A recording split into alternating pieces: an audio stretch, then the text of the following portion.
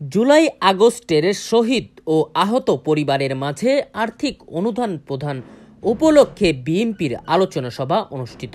২৯ November শুক্রবার বিকেলে এনায়েতপুর ইসলামিয়া উচ্চ বিদ্যালয় মাঠ প্রাঙ্গণে বিএনপির ভারপ্রাপ্ত চেয়ারম্যান জনাব মোহাম্মদ তারেক রহমানের পক্ষ থেকে জুলাই আগস্টের শহীদ ও আহত পরিবারের মাঝে ৪০ জনকে আর্থিক অনুদান প্রদান করা হয়। এনায়েতপুর থানা বিএনপির সদস্য সচিব মোহাম্মদ মঞ্জুর রহমান শিকদারের সঞ্চালনায় প্রধান অতিথি হিসেবে উপস্থিত ছিলেন সহ সাংগঠনিক সম্পাদক বাংলাদেশ জাতীয়তাবাদী দল বিএনপি রাজশাহী শাখা মোহাম্মদ আমিরুল ইসলাম খান আমিন।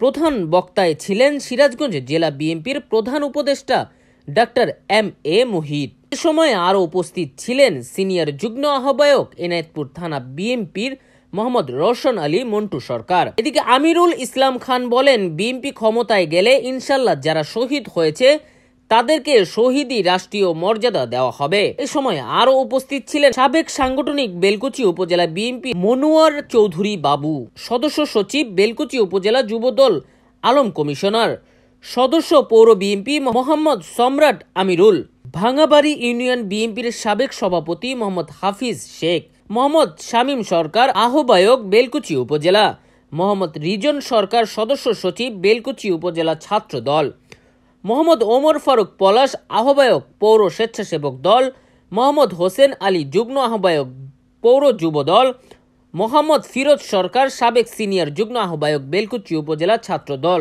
ক্ষমতায় যেতে হবে, আপনারা ঐক্যবদ্ধ থাকুন। আমার শহীদ, আমার বোনেরা, আমার মায়েরা, আমার চাচিরা, আমার খালারা, আমার ভাবিরা হাত থেকে অনুদান গ্রহণ করছে জন্য অনুরোধ জানাচ্ছি।